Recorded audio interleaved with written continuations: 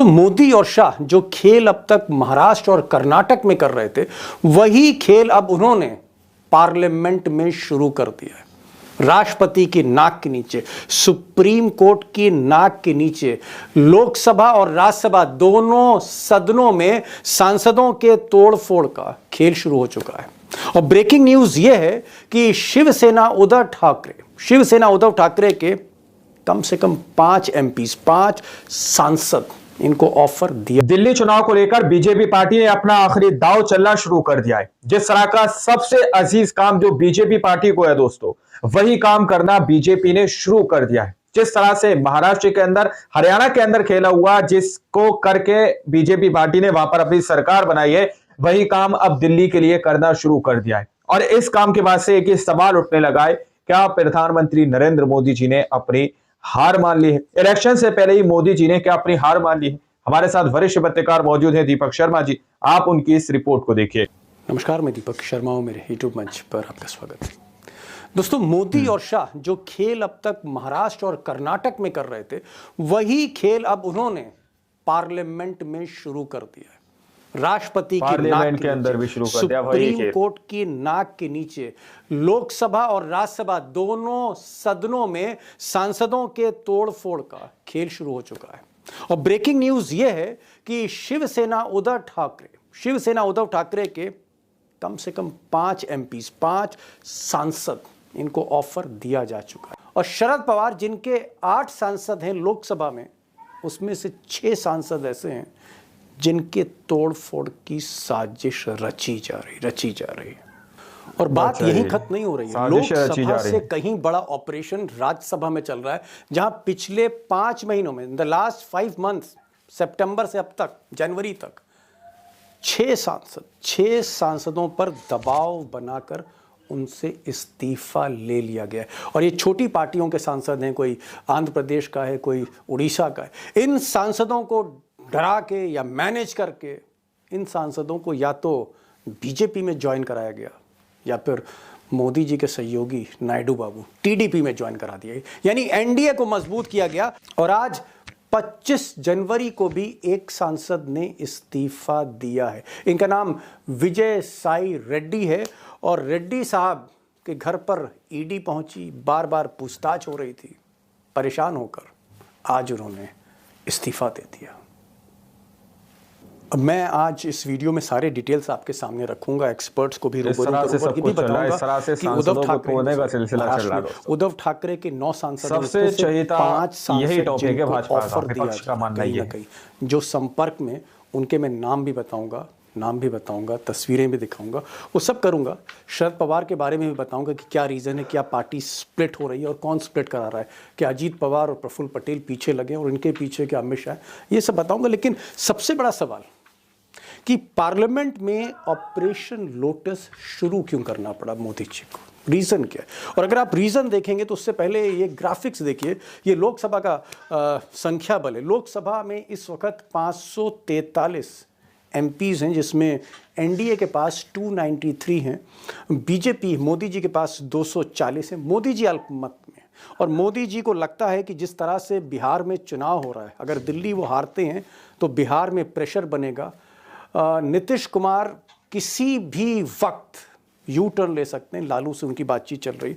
तो बहुत सी ऐसी आशंकाएं हैं कि उनको लगता है कि कहीं ये जो संख्या है नीचे ना आ जाए। इस संख्या को एक सेफ पोजीशन पर ले जाने के लिए, बहुमत के करीब आने के लिए ये ऑपरेशन हो रहा है, जिसमें नज़र जो है वो शिवसेना पर है। 9 सांसद हैं उद्धव ठाकरे के, शरद पवार के तकरीबन 8 सांसद हैं, जिसमें से मैंने कहा 6 ऐसे सांसद हैं जो प्रफुल्ल पटेल और अजीत पवार के संपर्क में।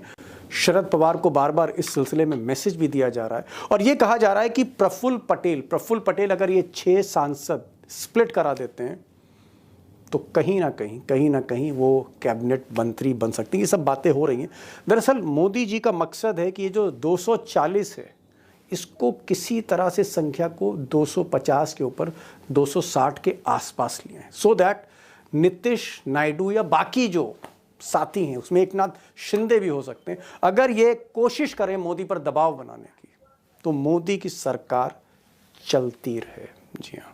अब मोदी जी को दिक्कत सिर्फ लोकसभा में नहीं, जहां वो अल्पमत में, राज्यसभा में भी उनको दिक्कत है। और अक्सर आप देखते हैं जो बिल आ रहे हैं, जो कानून बनाने की मोदी जी कोशिश करते हैं, वो बना नहीं पाते। चाहे वो वक्फ का कानून हो या बाकी और जो कानून हो, या चाहे वन इलेक्शन वन नेशन की बात हो, क्योंकि राज्यसभा में अपने अकेले दम पर बना लिया करते थे, अब नहीं बना पा रहे। लोकसभा में भी अल्पमत में आने के बाद राज्यसभा अगर आप देखें तो इस वक्त टोटल 245 सांसद हैं, जिसमें एनडीए हालांकि मेजॉरिटी में 125 है, जिसमें बीजेपी के पास सिर्फ 98 सांसद हैं, 98 एमपीज हैं बीजेपी के राज्यसभा में। वो चाहते हैं कि इस 98 की संख्या को कम से कम 110 के आसपास ले जाएं, सो दैट ये जो बिल जब इंट्रोड्यूस करते हैं मोदी जी के मंत्री, तो वो जो प्रेशर माउंट होता है वो रिलीज हो सके। तो राज्यसभा में अपनी संख्या बढ़ाना चाहते हैं, लोकसभा में अपनी संख्या बढ़ाना चाहते हैं, और इसीलिए पार्लियामेंट में ऑपरेशन लोटस जारी है। अब दोस्तों, मैंने आपसे कहा था कि उद्धव ठाकरे के वो कौन कौन से सांसद हैं, कौन कौन एमपीज हैं जो मन बना रहे हैं पाला बदलने का। यहाँ पर एक चीज़ मैं आपसे कहना चाहूँगा कि अगर उद्धव ठाकरे, शरद पवार और कांग्रेस, अगर इन्होंने परफॉर्मेंस अच्छी दी होती महाराष्ट्र में, इनकी सरकार आ गई होती, सरकार बन गई होती, तो ये नौबत नहीं आती। ये नौबत इसलिए आ रही है क्योंकि महाराष्ट्र में 5 साल के लिए बीजेपी मजबूत हो गई है बहुमत के साथ, और दिल्ली में भी सरकार चली रही है मोदी जी की।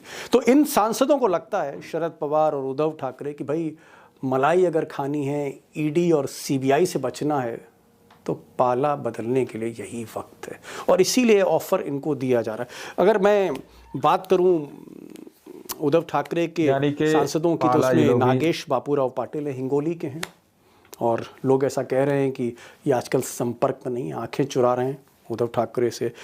एक और सांसद हैं संजय हरिभाऊ यादव, यहाँ पर बहुत सारे सांसद डिस्ट्रिक्ट के हैं।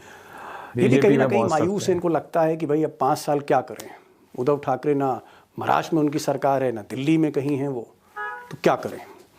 संजय देशमुख ये यवतमाल वाशिम से हैं, यवतमाल से हैं, और इनका भी कहीं ना कहीं एक नाम चल रहा है कि ये भी संपर्क में। इसी तरह से ओम प्रकाश जो हैं ये मराठवाड़ा से आते हैं, उस्मानाबाद से, ये भी संपर्क में। संजय दीना पाटिल हैं, ऐसे 4-5 सांसद हैं जो संपर्क में, जो मैंने आपको वजह बताई कि इनको लगता है कि आने वाले समय में कोई फ्यूचर नहीं है। उद्धव ठाकरे की जो शिवसेना है वो महाराष्ट्र में पावर में नहीं है और केंद्र में पावर में नहीं है, और सामने ईडी, सीबीआई और इनकम टैक्स का डर भी है, खौफ भी है। तो ये वो सांसद हैं, लेकिन यहाँ पर एक कैच ये है कि बीजेपी चाहती है अगर एक और सांसद, क्योंकि 9 सांसद हैं उद्धव ठाकरे के, अभी 5 हैं, अगर ये 6 हो जाएं, 2/3 हो जाएं, 2/3 हो जाएं, तो पार्टी स्प्लिट करके बीजेपी में भी शामिल हो सकती है। तो इसी का इंतज़ार चल रहा है। अब देखना ये कि क्या उद्धव ठाकरे इस सिचुएशन को बीएमसी चुनाव से पहले डिफ्यूज़ कर पाते हैं कि नहीं, क्या वो बातचीत करेंगे कि नहीं करेंगे। हालांकि 2 दिन पहले उन्होंने एक वक्तव्य दिया है कि जिसको जाना है वो जाए, हम रोकेंगे नहीं, ये उनका स्टैंड है। क्या वो स्टैंड जिसको जाना है वो जाए, रोकेंगे नहीं। राजनीति तो कहती है कि फिलहाल अपने बाड़े में से किसी को भी ना जाने दें, और कमोबेश यही हाल शरद पवार के सांसदों का है। अब शरद पवार के जो सांसद हैं उनको तो डायरेक्टली बोल दिया अजीत पवार और प्रफुल्ल पटेल ने कि आप हमारे साथ आइए, कोई फायदा नहीं है शरद पवार जी के साथ जाने का। ना महाराष्ट्र में उनके पास कोई सत्ता है, ना दिल्ली में सत्ता है, और ये सत्ता 5 साल तक नहीं रहेगी। मलाई खाना है, ईडी से बचना है, सीबीआई से बचना है, जैकपॉट बोनस आपको मिल रहा है, ऐसा ऑफर आपको मिलेगा नहीं, आप पाला बदलिए। और इसके पीछे सोच ये है, ऐसा लोग कहते हैं कि अमित शाह मोदी ने कम्युनिकेट किया है प्रफुल्ल पटेल को, अजीत पवार के खास हैं, कि अगर आप 6 सांसद तोड़ के लाते हैं, बीजेपी में शामिल करते हैं, अपनी पार्टी में शामिल करते हैं, तो आपको हम कैबिनेट मिनिस्टर बना सकते हैं, आपकी शपथ हो सकती है। इस तरह की चर्चा है। बहरहाल देखना यह है कि क्या शरद पवार की पार्टी और उद्धव ठाकरे की पार्टी कितने दिन तक महफूज रहती है दिल्ली में, लोकसभा में। अब दोस्तों, जो बड़ा सवाल है वो यही है कि क्या मोदी और शाह अपनी संख्या को 240 से एक कंफर्टेबल संख्या पर, एक सेफ पोजीशन पर ले जाने के लिए छोटी छोटी जो पार्टियां हैं, रीजनल पार्टीज़ हैं, क्या उनको टारगेट करेंगे, जिसमें वाईएसआर की पार्टी हो सकती है आंध्र प्रदेश की, जिसमें बीजू जनता दल, जिनके अभी भी कई सांसद हैं राज्यसभा में, या फिर शरद पवार जिनके 8 सांसद हैं, उद्धव ठाकरे 9 सांसद हैं, ये जो 4, 5, 6, 7 सांसदों वाली पार्टियां हैं, क्या ये रडार पर हैं गुजरात लॉबी के? और क्या ऑपरेशन लोटस पर है क्या ये उसको अंजाम दे देंगे जैसे उन्होंने महाराष्ट्र में करके दिखाया, मध्य प्रदेश में करके दिखाया, बाकी राज्यों में? एक बड़ा सवाल है, बड़ा सवाल है। और आज मैंने इस सवाल के जवाब में 3 खास मेहमानों को बुलाया।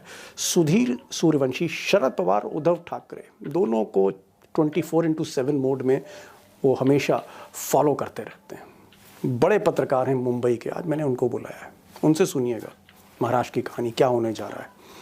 और हमारे साथ जावेद अंसारी रहेंगे जो एक ओवरऑल व्यू लेंगे कि मोदी ऐसा करना क्यों चाहते हैं, मजबूरियां क्या हैं, उनके पास क्या कोई विकल्प नहीं है 240 से ऊपर जाने का, यही विकल्प है तोड़ फोड़, उनसे पूछूंगा।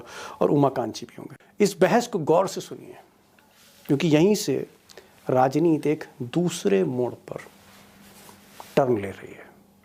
सुधीर जी, खबर आ रही है कि भाई ऑपरेशन लोटस शुरू हो चुका है एक बार फिर से, और पहले तो खेल महाराष्ट्र में था, अब वो महाराष्ट्र का खेल दिल्ली आ गया है, ऐसा कह रहे हैं।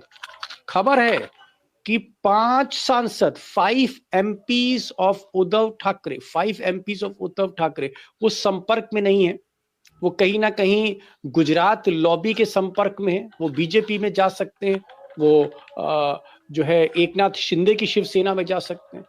क्या ये खबर सही है कि शिवसेना उद्धव ठाकरे में फिर कुछ ना कुछ सेंधमारी बीजेपी कर रही है? ऐसी कोई खबर है?